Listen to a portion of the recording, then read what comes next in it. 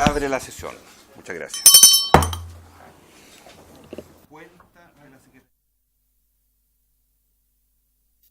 Hemos recibido una nota de excusa del señor gerente general de la división, el teniente de Codelco, mediante la cual señala que por encontrarse fuera del país no puede concurrir a la sesión del día de hoy.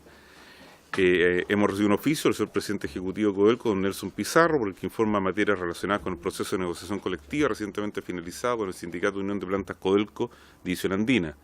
Asimismo, una comunicación del señor Enrique Aguilera Gutiérrez, gestor coordinador de activos mineros Universidad Federico Santa María, por la que solicita audiencia con la Comisión con objeto de entregar antecedentes sobre el proyecto de formación de activos mineros. Un oficio de la Comisión Nacional de Energía, por el que señala que las materias consultadas, calidad de servicio, reclamos, sanciones, corresponden a la Superintendencia de Electricidad y Combustible. Una nota de don Leopoldo Pérez, jefe de bancada de diputado de Renovación Nacional, mediante el cual nos informa que la diputada señora Francesca Muñoz, que nos acompaña en este momento en la sala, va a reemplazar para los efectos de esta sesión a la diputada señora Sofía Cid. Una nota de don Mauricio Rebolledo. No.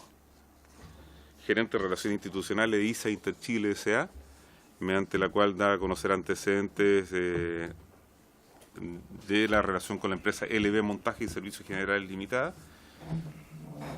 Otra nota del señor Mauricio Rebolledo, mediante la cual hace un análisis general respecto a la misma materia que va a tratar la señora ministra en la sesión del día de hoy. Ambos documentos los hemos recibido en este momento, señor presidente, y los vamos a subir al sistema a la brevedad. Esa es toda la cuenta, señor presidente. Bien, sobre la no presencia hoy día de Codelco División El Teniente, le sugiero entonces a la comisión que quede establecido para el día miércoles 28 la sesión definitiva, dadas las dos excusas que han enviado los dirigentes de Codelco. ¿Habría acuerdo? Hay acuerdo. ¿Se ofrece la palabra sobre la cuenta? ¿Varios? Bien.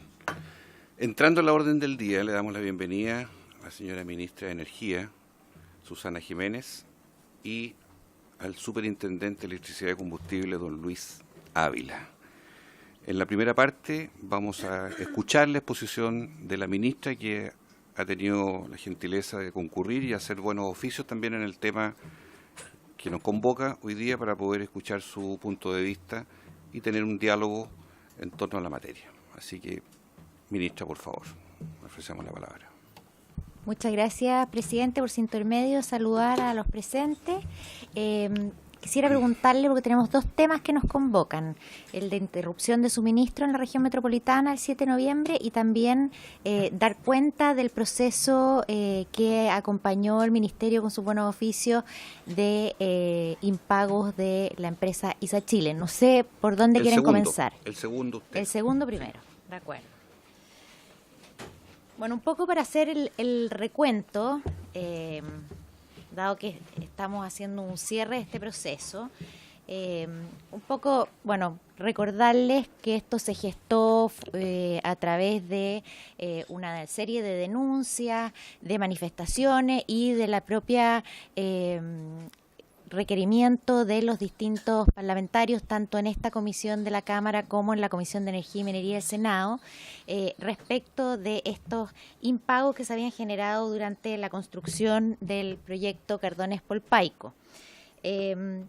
Eso llevó a que nosotros acogiéramos esta solicitud y ofreciéramos nuestros buenos oficios, lo cual consistió básicamente primero en acotar el universo de denunciantes y ahí pudimos identificar 180 casos, pedirle un plan de acción a la empresa que básicamente consistió en contactar a cada uno de estas proveedores y ver la posibilidad de, muy buenas tardes, de hacer una sesión de acreencia de modo tal de que esos proveedores pudieran ver remunerados los servicios prestados y la compañía a su vez pudiese después hacer todas las gestiones judiciales si así se requería. Esto además gatilló un seguimiento y una reportabilidad tanto a la comisión como a través de permanentes reuniones con el Ministerio. En ese proceso de identificar los 180 casos de proveedores impagos, se llegó a identificar un grupo de 12 casos que estaban en la esfera judicial y por tanto quedaban fuera de las gestiones que podía hacer el Ministerio. Habían 41 casos antiguos que se pidió corroborar uno a uno para ver que efectivamente esos casos hubiesen estado cerrados como se había dicho durante el año 2017. Había 25 casos para cesión de acreencia, donde había algún mayor grado o de dificultad o habían montos involucrados más importantes, y después 102 casos que básicamente se veían más fáciles de resolver, sobre todo que en el transcurso de estas conversaciones se pidió de alguna manera rebajar un poco los criterios que pedía la empresa para acreditar como servicios prestados.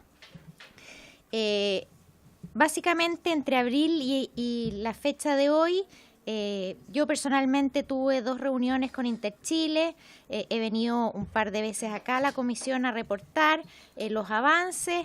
El subsecretario ha tenido 5 reuniones con Interchile, 4 reuniones del subsecretario con Aspimeval, que agrupa a un número importante de denunciantes, reuniones semanales con nuestra división de participación y diálogo para hacer seguimiento a Interchile, reuniones quincenales del Ministerio de esta división con Aspimeval.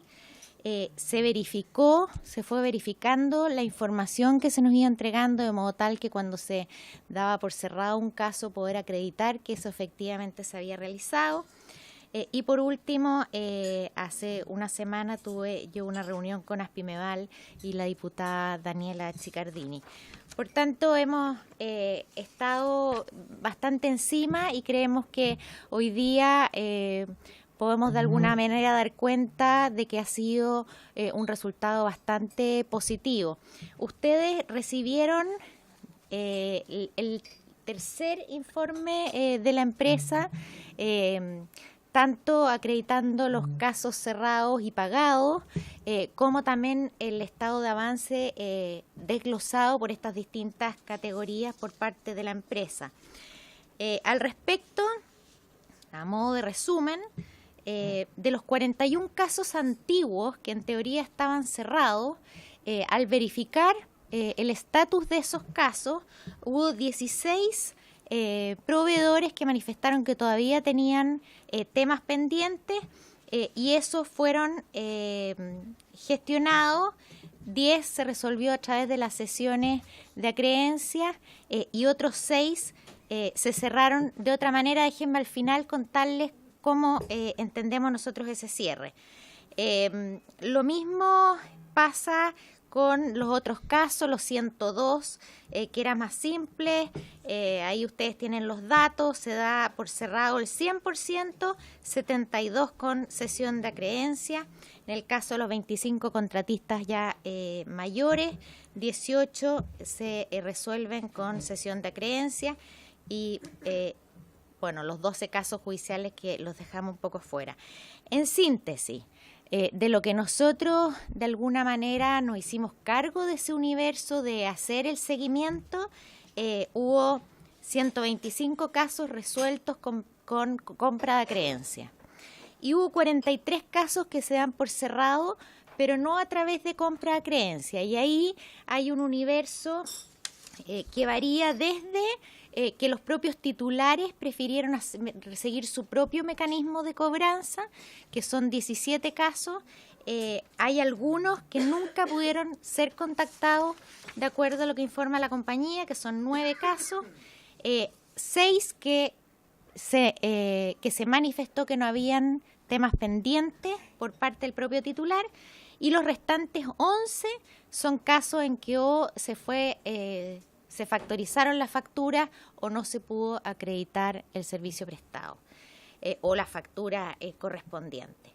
Por lo tanto, creemos que el resultado fue bastante positivo, o sea, logramos que se hiciera el contacto con todos y cada uno de los proveedores impagos, que se cerraran estos casos en su gran mayoría de manera beneficiosa en el sentido que pudiera el proveedor recibir pago por sus servicios prestados y que la compañía se hiciera cargo de la persecución judicial de esos pagos, y un número menor que finalmente no se pudo resolver dado que no se acreditaron los servicios o las facturas.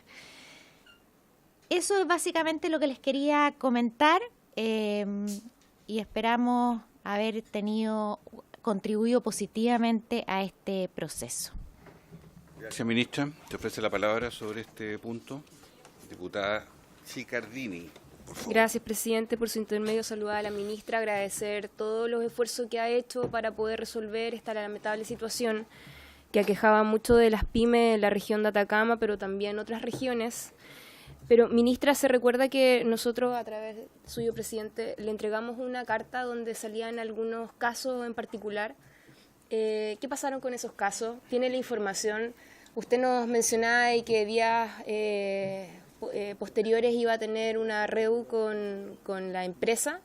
Entonces yo no sé si logró dilucidar qué es lo que pasaba, porque recordemos de que ellos eran casos que le habían dicho que estaban judicializados, pero no había ninguna querella de por medio. Entonces en la práctica ellos estaban ahí en ese limbo, si es que había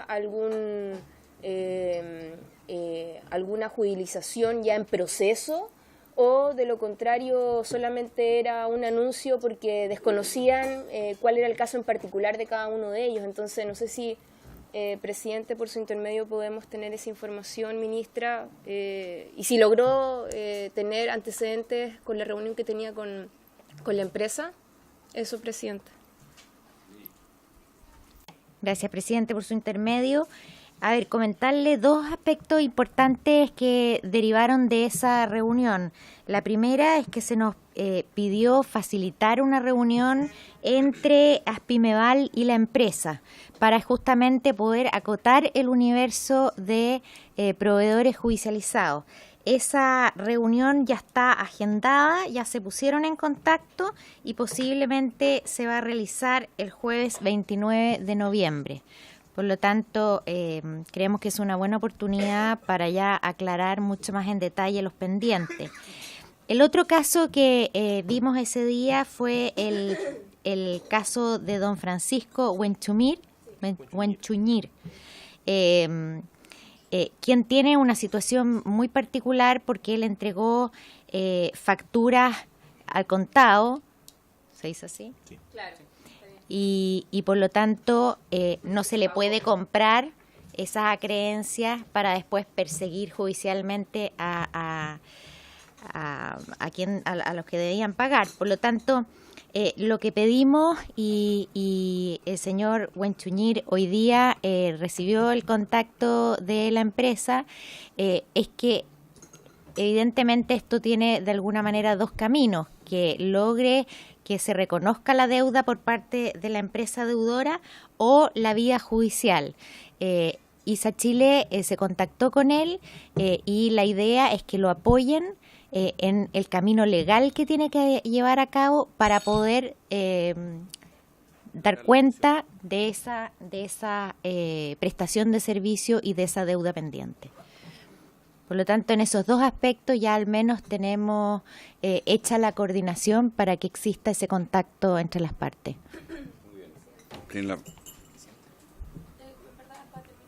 Sí, termine, diputada. Sí, ministra, y bueno, ese día de la reunión nosotros la verdad es que íbamos con la intención de poder cerrar este ciclo. La verdad es que ha sido una pesadilla para todos, también tanto para el ministerio, porque en la práctica han tenido que llevar un fierro caliente, una situación que no les compete y que han tenido toda la buena voluntad por los buenos oficios y toda la disposición, y en eso nosotros estamos tremendamente agradecidos. Y quiero saber ya en términos de número, de plazos, quizás esa reunión nosotros podríamos optar a una audiencia para poder cerrar ya este episodio, o no sé si es que puede ser a través de la comisión como para cerrar, porque finalmente esos casos que nosotros le entregamos en la carta son los últimos que quedan.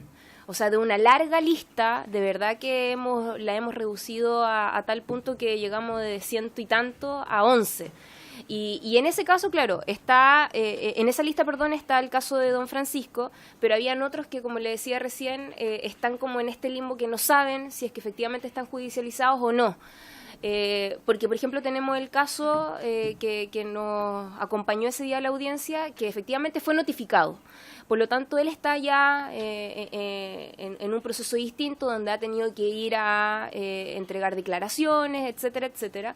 Pero estos otros que también fueron notificados por palabra, no por la vía de un documento o un oficio formal, y hasta el día de hoy han buscado causas en distintos tribunales, en fiscalía, y la verdad es que no hay nada. Entonces, eso es lo que les preocupa y con eso ya estaríamos terminando. Entonces, saber si es que hay alguna posibilidad después de esa reunión. Ministra. Sí, presidente, por su intermedio, ningún problema. Nosotros nos gustaría, sí, esperar los resultados de estas reuniones que tendría la empresa con las respectivas partes y a partir de eso, ningún problema en que volvamos a juntarnos para ver si se puede ya cerrar completamente ese proceso. Muy bien. Diputado Naumann tiene la palabra.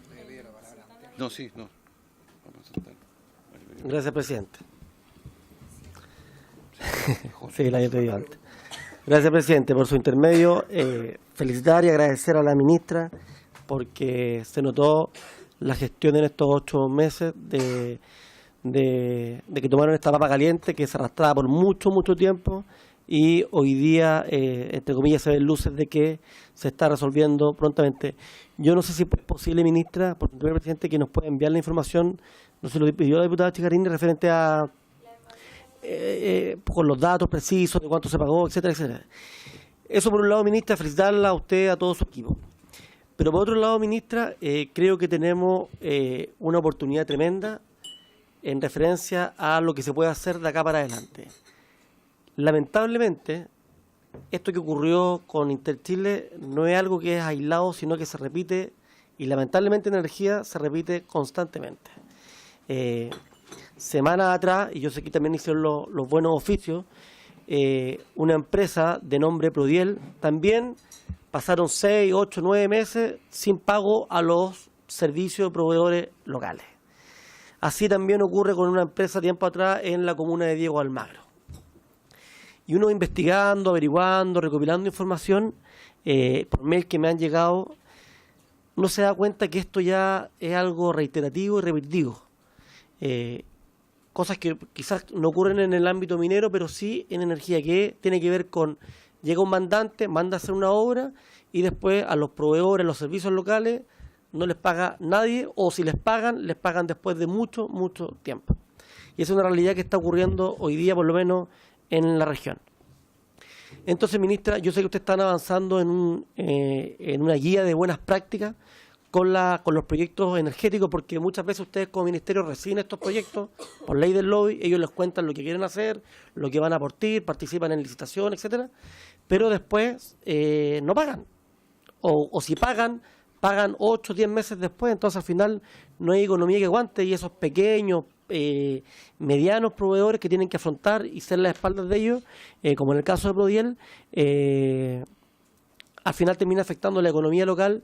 Y una noticia positiva que debe ser recibir inversión, recibir energías no convencionales, sea fotovoltaica, sea eólica, al final de cuentas después se produce y se traduce en un problema. Yo creo, ministra, y se lo quiero dejar por su intermedio, presidente, ver de qué manera estas guías prácticas o qué más se puede hacer, buscar legislación comparada, no sé, con otros países que quizás han innovado en el tema de energía fotovoltaica, porque no me parece ni lógico, ni justo, ni ético, ni moral, ni económicamente que lleguen estos proyectos, grandes proyectos de inversiones millonarias, y la comunidad la recibe abierta de mano y después no les paga a nadie. Tenemos hoy día presente a quien tiene un rol fiscalizador de parte dependiente del Ministerio de Energía, que es la Superintendencia de Electricidad y Combustible. Yo tiempo atrás oficié también a la superintendencia, que hasta el día de hoy no me llega la respuesta, en referencia a lo mismo que planteaba yo referente al caso Prodiel, que preguntaba, bueno, si están con las capacidades para poder afrontar lo que quieren hacer en el futuro. Ellos se reunieron conmigo a través de ley del lobby, me plantearon el problema que habían tenido, pero al final de cuentas ellos planteaban que tenían un problema con su mandante, que eran chinos, y que ellos habían tenido problemas, y que estos problemas habían repercutido en la bolsa, no en Londres, pero al final de cuentas el proveedor local, el servicio local que tiene que prestar el trabajo, lo hace, lo realiza, emite la factura 30 días, 60 días, 90 días, 120, 150, 180, o sea, plazos que en verdad yo creo que nadie tendría por qué soportarlo. Entonces, este tema de Interchile, qué bueno que se avanzó, y ministra, usted le reconozco la tremenda gestión, porque de verdad habían pasado meses antes y no se había hecho nada, pero hoy día se hizo. Pero, ministro, hoy día le quiero dejar la preocupación, de verdad, de que no puede seguir ocurriendo que proyectos energéticos, que son bienvenidos, que son con energía de punta, con tecnología de punta, después llega el momento y no pagan o se demoran meses en pagar. Entonces, por su intermedio, presidente, ver de qué manera ustedes como ministerio, ministra, toman este tema y recogen para que no tengamos que estar en una comisión de minería y energía planteándole que no se le pagó a los proveedores. Eso, muchas gracias, ministro. Muy bien. Sí.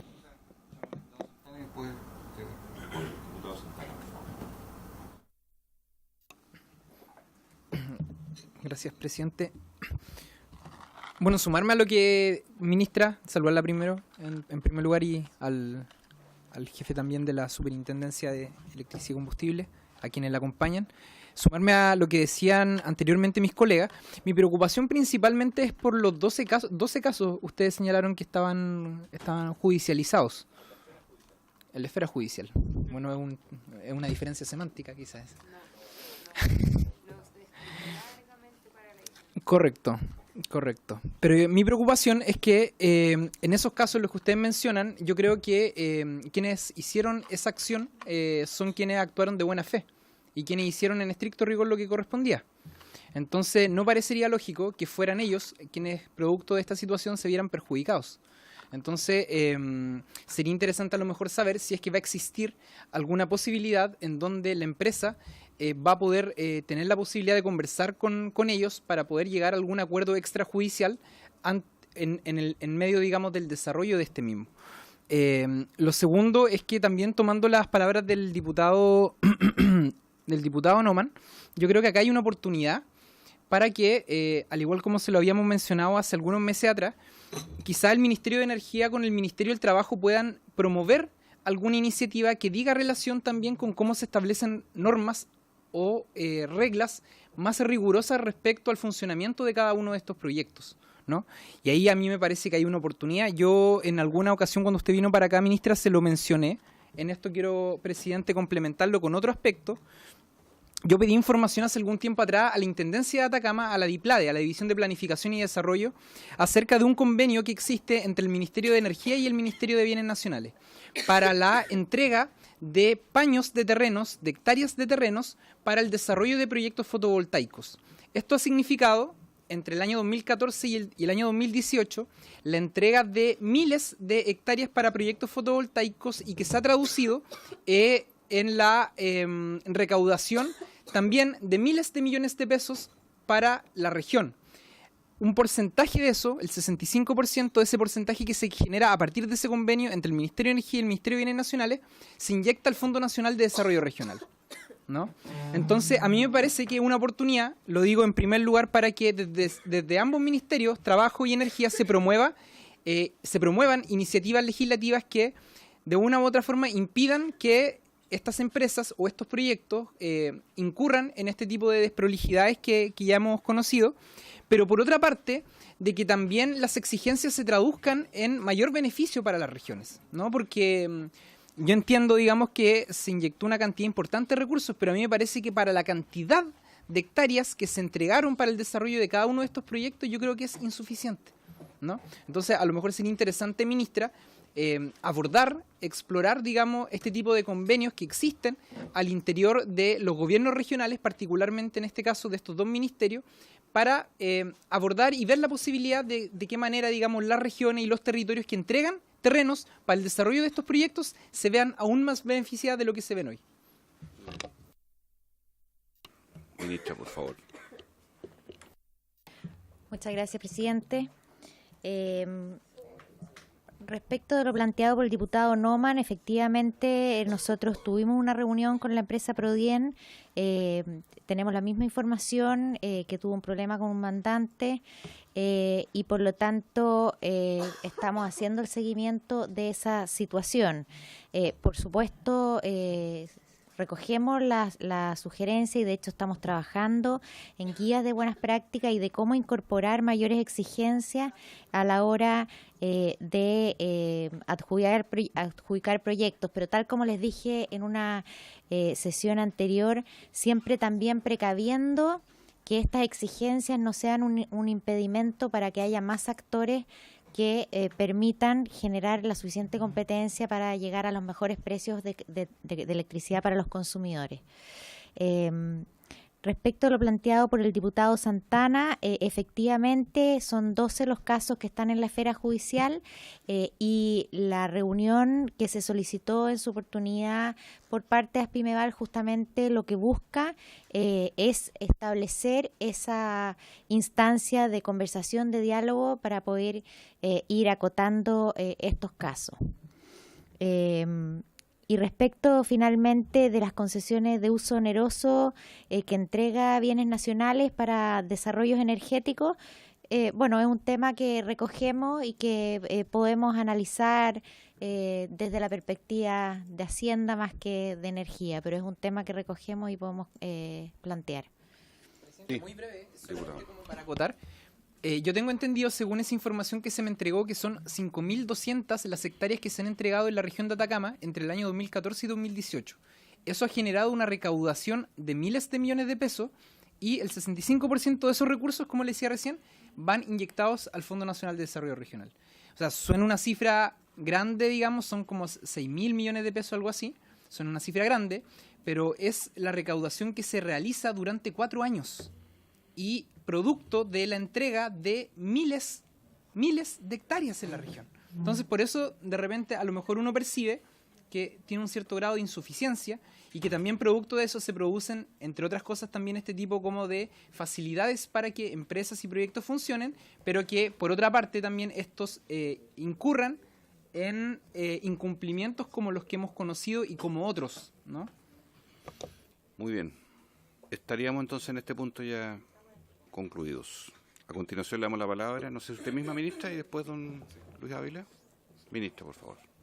Yo misma, presidente, quiero aprovechar esta oportunidad de contarles un poco una visión más macro de lo que es lo que se está haciendo, porque creo que es una preocupación permanente cuando se producen interrupciones de suministro eléctrico. En este caso se dio en la región metropolitana, pero bueno, es una situación que todos saben que se produce cada cierto tiempo en otras regiones también. Por lo tanto, quiero darles una visión general, si ustedes me lo permiten, y luego el superintendente puede entrar específicamente al caso para el cual fuimos citados. La falla que causó esta invitación fue una falla en transmisión que se produjo el 7 de noviembre del 2018. Esto fue en realidad el resultado de 2 fallas simultáneas y no relacionadas entre sí.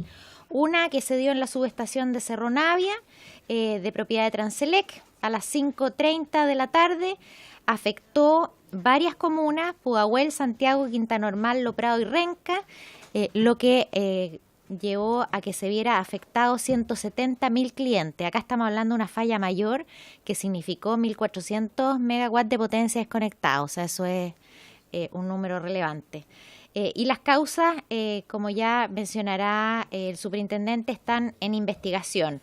La recuperación de esta interrupción se produjo a las 5:58 de 160.000 clientes y 6 minutos después los 10.000 restantes. Como les decía, en forma simultánea se dio una falla también en la línea de 110 kilovatios del Salto Los Almendros, circuito 2. Esta es una línea de propiedad de Enel. Esa se produjo a las 5:18 horas, afectó a las comunas de Las Condes y Vitacura, 10.000 clientes. Ahí ustedes tienen un poco la proporción, estos fueron 50 megawatts de potencia desconectada y su recuperación se produjo a las 18:06. ¿Cuál es la normativa que aplica a las fallas en el sistema de transmisión? Primero que se entiende por falla es cuando hay una interrupción del suministro que supera los 3 minutos. Ocurrida esta falla en nivel de transmisión, es el coordinador eléctrico el que instruye la recuperación del servicio, justamente porque ellos coordinan el Sistema Eléctrico Nacional.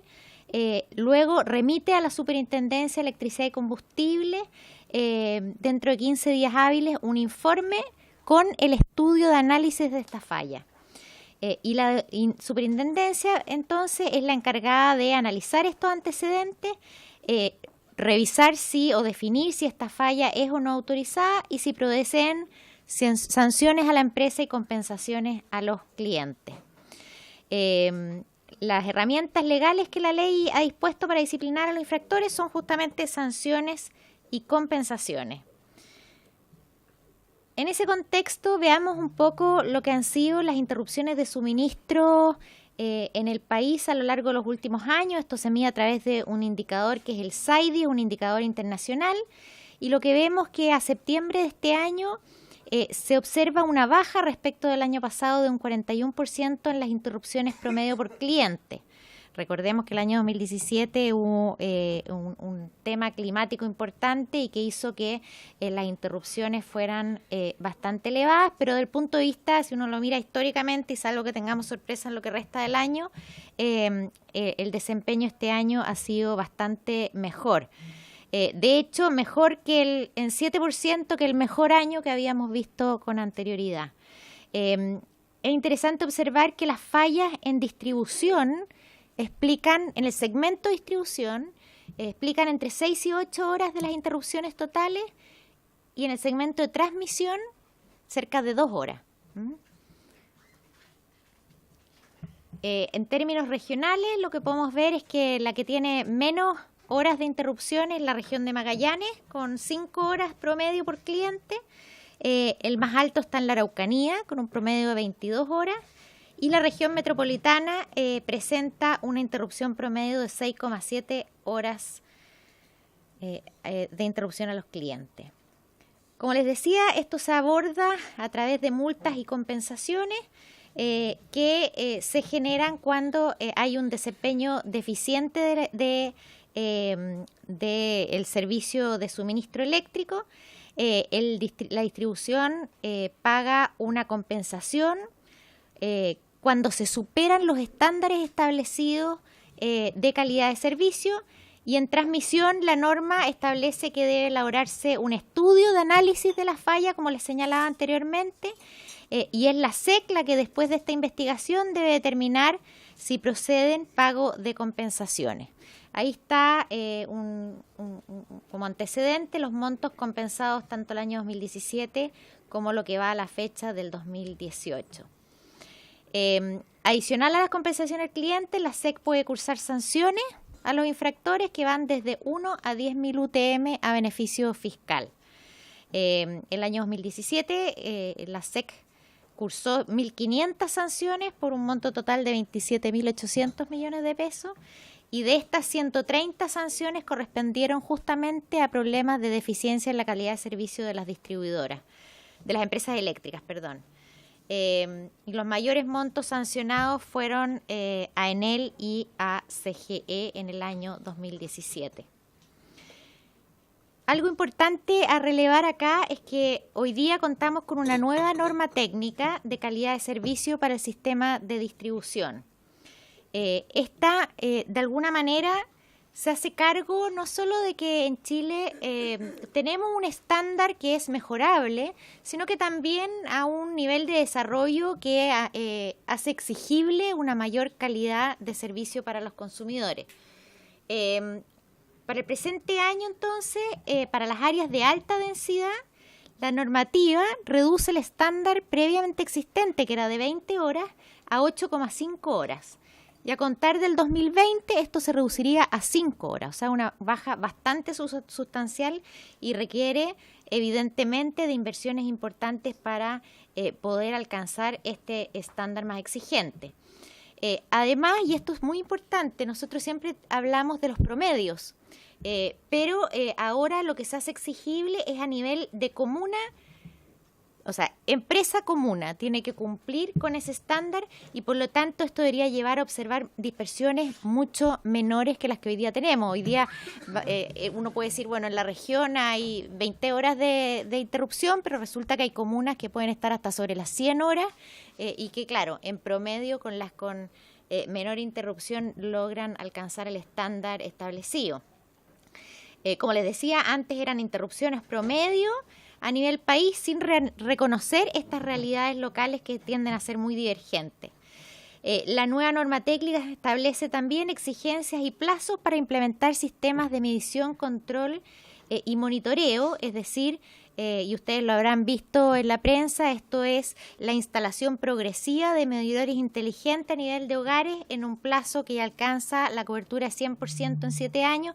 Esto es muy importante porque permite gestionar mejor, detectar a nivel de hogares las fallas y por lo tanto también resolverlo mucho más rápidamente que lo que permite la tecnología actual. Y además, bueno, tiene exigencias de calidad comercial que tiene que ver con la atención a los clientes y la respuesta al menos del plazo esperado para la recuperación. Estos ya son procesos que están en implementación y por tanto son exigibles desde ya. Eso es el marco general para que entendamos el contexto que se da en nuestro país, el que esto se está avanzando progresivamente hacia un mejor estándar de calidad, que esto va a requerir de inversiones, va a tomar algo de tiempo. Interrupción cero es impagable, es algo que ningún país tiene, pero evidentemente sí tenemos una trayectoria hacia una mejor calidad de servicio que queremos alcanzar y que creemos debemos lograr. Así que dicho lo anterior, yo le dejo la palabra al superintendente para que se aboque a la interrupción específica.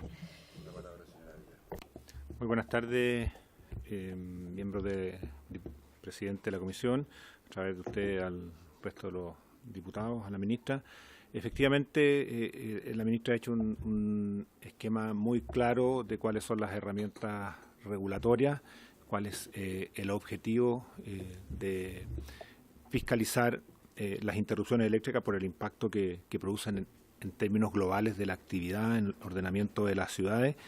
Yo quiero agregar que la superintendencia tiene ese rol, es decir, el rol fiscalizador que está entregado en la regulación eléctrica y que ese rol fiscalizador lo que busca es que a partir de ocurrida una falla, y sobre todo estas fallas que son importantes en una región importante, a un número de clientes importante, con una potencia desconectada también tan relevante, requiere ser investigada por dos razones. Una que señaló muy bien la ministra, es decir, determinar si hay responsabilidad y si corresponden pago de compensaciones a los clientes afectados y procesos sancionatorios que buscan modificar conductas de los actores. Pero por otro lado es muy importante y es relevante este estudio que la regulación le da 15 días hábiles al coordinador eléctrico para que haga un estudio ahora profundo y técnico y en ese estudio se entreguen los antecedentes que permitan ir al fondo de la causa que produce la interrupción. Y esto es relevante porque solo conociendo en detalle la causa basal, entonces se pueden tomar medidas que busquen hacia adelante, corregir y tomar acciones para que ese tipo de causas no se presente nuevamente y se puedan instruir acciones al respecto. Para ello, un equipo de fiscalización de la superintendencia en el caso de las dos fallas, tanto de la subestación de Alonso Córdoba como la subestación Cerro Navia, acudieron inmediatamente al otro día para ya levantar los primeros antecedentes de la falla. Hay algunos antecedentes que, si no bien son la causa basal, ya nos permiten hacer una idea de cómo podría venir el tema. En el caso de la falla de los 10.000 clientes de la subestación Alonso de Córdoba, hay concordancia con la afectación en una de las torres de ese circuito, el Salto a los Almendros, que habría caído un letrero luminoso y eso habría provocado entonces, concordantemente con la hora de inicio de la falla, lo que hay que determinar ahora si es eso suficiente o si fuese suficiente para provocar la falla en la duración, en la magnitud que se provocó. Y en el caso de Cerro Navia, que fue la falla más importante por el número de afectación de clientes, hay un incendio en uno de los transformadores de corriente al interior de la subestación, lo que evidentemente provoca la interrupción de suministro. Y la labor tanto del estudio de análisis de falla como de la superintendencia se va a determinar, bueno, qué origina el incendio. ¿Hay aquí una falla de un dispositivo? ¿Hay algún elemento externo? ¿Hay alguna falta a un deber de mantención de esto? Y eso tendrá que ser muy bien determinado antes de definir y tomar un convencimiento al final técnico y jurídico por parte de la SEC de las acciones que siguen a continuación.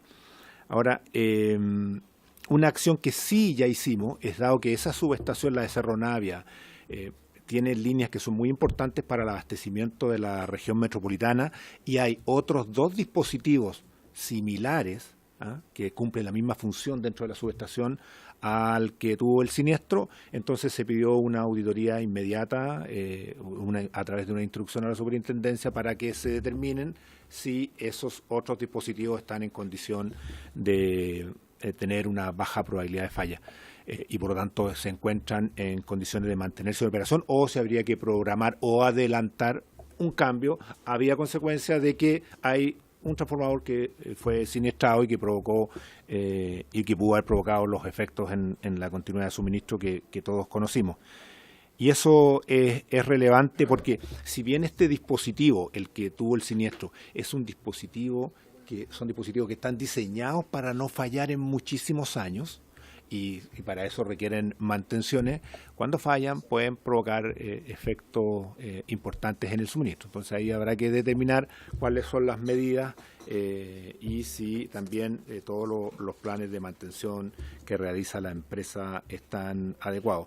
Con todo, yo quisiera agregar respecto a la investigación que estamos llevando adelante en la superintendencia, que las herramientas regulatorias que nos entrega la regulación vigente son la fiscalización, entendida como la determinación para calificar si esto es falla autorizada o no, y paralelamente, una vez concluida la investigación, determinar si corresponden compensaciones cuando estamos hablando en el segmento de transmisión.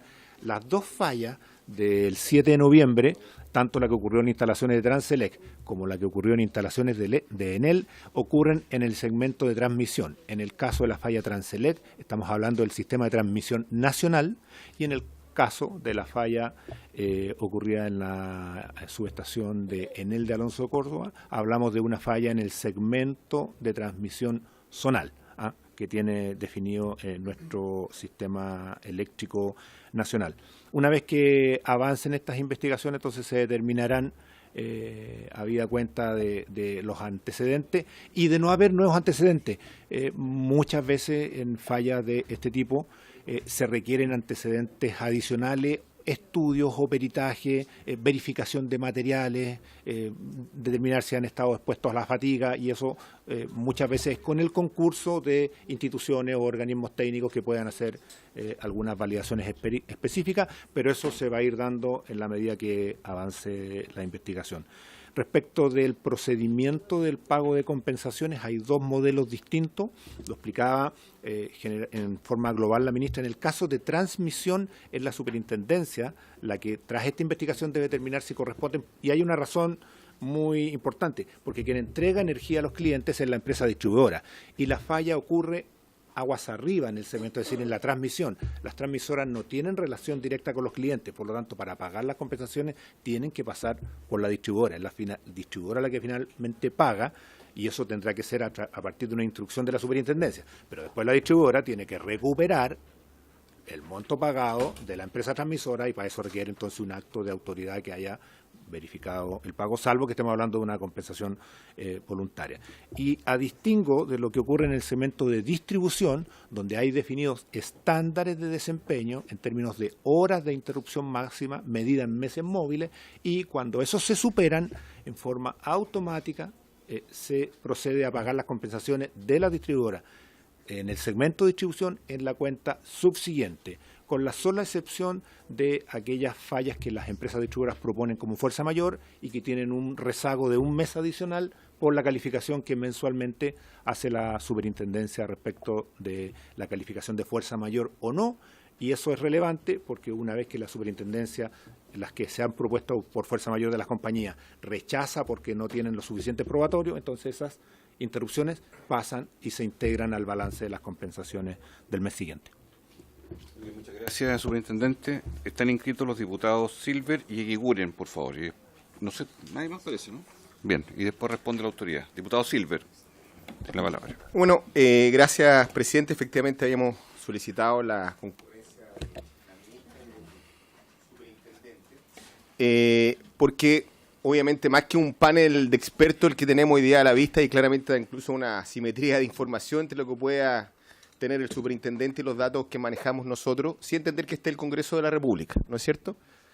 Y particularmente, señora Ávila, que viene de la anterior administración, sentimos que aquí tenemos un déficit regulatorio evidente, y ese era un poco también el provocar esta discusión en positivo, este debate con la ministra de Energía, porque acá hablamos en primer lugar como bajo la teoría de un servicio público, ¿no es cierto? Y un servicio público por antonomasia en su concepto administrativo es una suerte de prestación de un servicio de manera continua, bajo condiciones de monopolio, que esa es la diferencia, como por ejemplo si falla un determinado restaurante o otro proveedor, yo simplemente me cambio al de al lado, y que tiene cierto estándar de servicio el cual obviamente está obligado a prestar, porque tiene una concesión de carácter legal. Y sin hacer una discusión respecto del léxico, obviamente creo que estamos lejos de hablar de una compensación cuando lo que en rigor, y tengo a la vista los propios comunicados oficiales de la Superintendencia de Servicio Eléctrico, es lo que se conoce como descuento por interrupción de servicio, ¿no es cierto? Que es muy distinto a decir que yo estoy compensando efectivamente a los clientes. Me refiero al lucro cesante, me refiero a los costos reales que irroga un corte de suministro eléctrico. Me refiero a lo que ocurre del punto de vista doméstico con la trabajadora respecto de su refrigerador, el pequeño comerciante, la persona que se ve atrapada en el metro y deja de trabajar. Creo que hay un abuso efectivamente de la palabra compensación, si es que aplicamos en estricto rigor lo que hace efectivamente la Superintendencia de Servicio Eléctrico, que es descontar simplemente aquello que se dejó de prestar. A la sola lectura efectivamente de lo que el propio superintendente exhibe en sus comunicados. Y allí obviamente que sentimos que hay una debilidad regulatoria evidente y que, para no endosarlo a la administración Piñera, estaba comprometido incluso de la anterior administración. Recuerdo en esta misma sala, señor presidente, habíamos tenido al señor Rebolledo y él se había comprometido por eso de los otros cortes donde aparecían las propias distribuidoras en él. ¿Se acuerdan de la nevazón que hubo el año pasado en Santiago, donde aparecían anunciando estas compensaciones casi como un gesto de buena voluntad, efectivamente, por parte de las compañías de distribución a propósito de la situación climática que vivió nuestra capital? Y siento que en esta materia seguimos efectivamente en pañales. ¿De qué le sirve efectivamente a un residente las multas que aplique la superintendencia si en definitiva no reparan o indemnizan para nada lo que dice relación con el lucro cesante u otros costos irrogados justamente de la falta de servicio? Por eso quiero decir, falta de servicio que una compañía deja de prestar respecto a un servicio que bajo condiciones monopólicas le fue efectivamente entregado. En consecuencia, siento yo, y aquí no es de iniciativa de los parlamentarios lo que irroga con multas, sanciones o compensaciones, que esto nuevamente devela que en la agenda energética de nuestro país debiese ser contemplado, primero, que las multas vayan a beneficio de los perjudicados y no de las arcas fiscales, que yo creo que es un tema evidente a esta altura, y lo segundo, que más que estos descuentos por interrupciones de servicio, pasemos a hablar derechamente de compensaciones a los afectados, y no, como digo, estas ofertas que hizo finalmente las grandes distribuidoras, como pasó efectivamente en la nevazón anterior, donde simplemente hubo una estimación de comparación de un mes efectivamente respecto del otro, y así finalmente se calculó el costo respecto de la tasa de fallo, respecto de esa falta de servicio que irrogó efectivamente la capital, costos sustantivamente mayores a los que finalmente fueron compensados. ¿Y qué es lo que pasa, señor presidente? Que tenemos solución A y solución B. Alcalde de la zona oriente de la región metropolitana, llevan a hoteles de lujo efectivamente a los afectados por corte eléctrico. Finalmente Enel les termina pagando efectivamente la cuenta respecto de esos municipios, tiene una capacidad en este caso de litigación efectivamente mayor, y el resto de los habitantes de la capital que sufrieron los mismos perjuicios, incluso mucho más gravosos, finalmente tuvieron más que las explicaciones o estos descuentos, quiero repetir la palabra, por interrupción de servicio, no recibieron ninguna otra compensación en rigor. Entonces, esa es de alguna manera mi pregunta a la ministra, propiamente tal, y obviamente al señor superintendente. Muy bien, muchas gracias. Superintendente, ministra, por favor. Gracias, presidente, por su intermedio. Bueno, efectivamente... Sí, no, breve. El término compensación está en la ley. Por lo tanto, nos corresponde a nosotros aplicar la ley. Las compensaciones no son... o sea, están establecidas ahí y son el doble del pago respecto del corte de suministro. Eso es independiente de que, habiendo mayores daños, no se pueda establecer desde la administración un pago general para todos. Eso es un caso a caso y eso no hay otra forma que hacerlo por la vía judicial. Sería, y que me corrija el superintendente, pero me parece que sería imposible tratar de establecer un perjuicio o una compensación más allá de lo que hoy día dice la ley, fundado en legítimos daños que se pueden generar, pero que son distintos de un caso a otro. De acuerdo, pero hay que pensar bien cuánta carga uno establece como promedio, porque al final, usted muy bien dijo, este es un segmento cuya condición de monopolio natural lleva a que tenga tarifa regulada, tarifa que reconoce la rentabilidad de las inversiones realizadas, y mientras más nosotros establecemos exigencias, que podemos ponernos de acuerdo, como es el caso de la norma técnica, que exige más en calidad de servicio, eso tiene un correlato del punto de vista de inversión y por lo tanto también de tarifa a consumidores. Eso simplemente lo pongo sobre la mesa porque finalmente es un acuerdo al que hay que llegar de cuál es el estándar que nosotros queremos establecer. Además, usted hacía mención a acuerdos o condiciones distintas de una comuna a otra. Eso tiene que ver también, de nuevo, por la vía judicial. Acá hubo demandas colectivas que son adicionales a lo que establece la sanción y la compensación tal como lo establece la ley. Y simplemente reiterar lo que yo estaba diciendo antes. Efectivamente, la norma técnica que se publicó en diciembre del año pasado y que se tomó en razón ahora en septiembre de este año va a generar un cambio sustancial en la calidad de servicio. O sea, yo creo que esto es una buena noticia. Los estándares que, de nuevo, hemos convenido como sociedad de hacerlos más exigentes son los que impone esta nueva norma.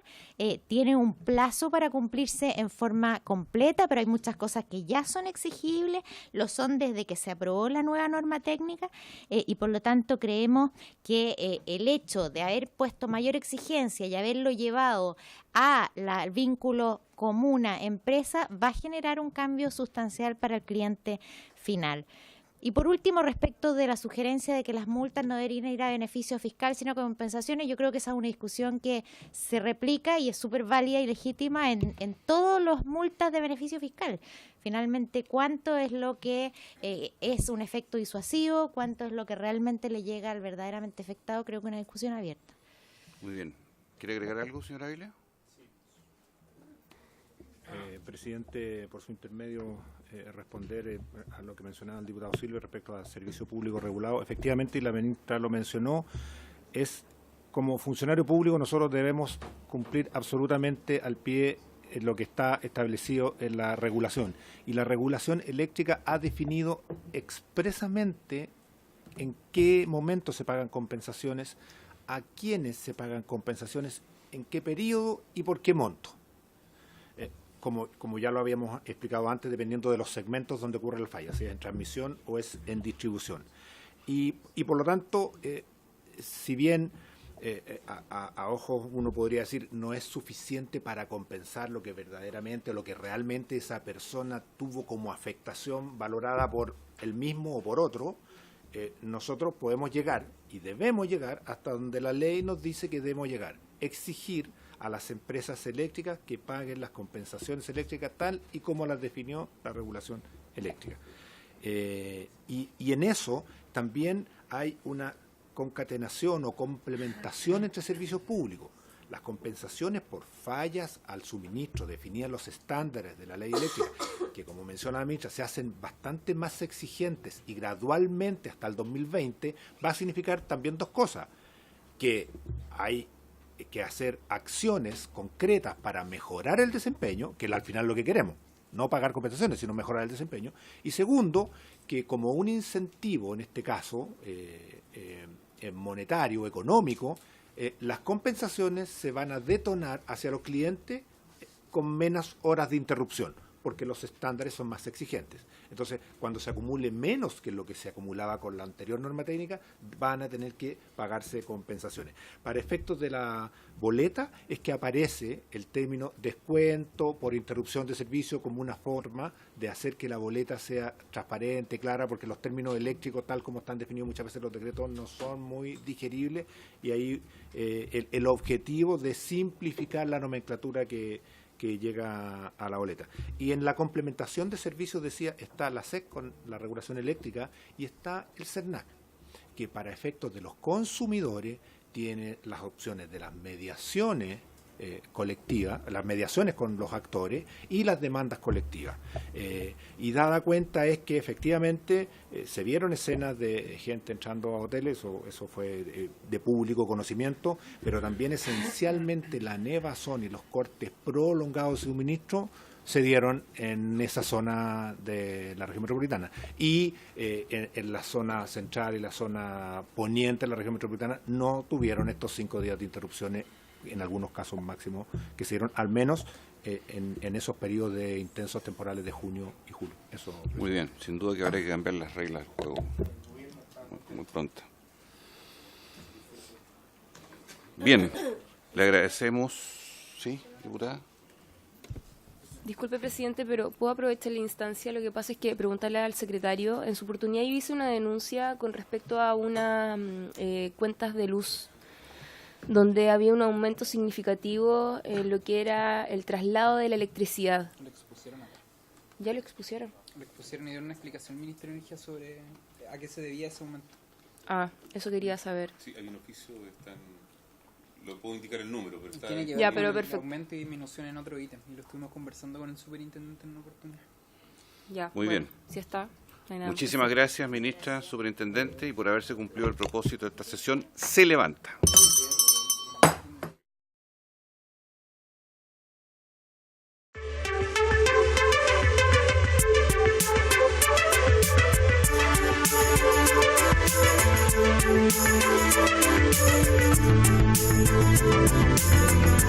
Thank you.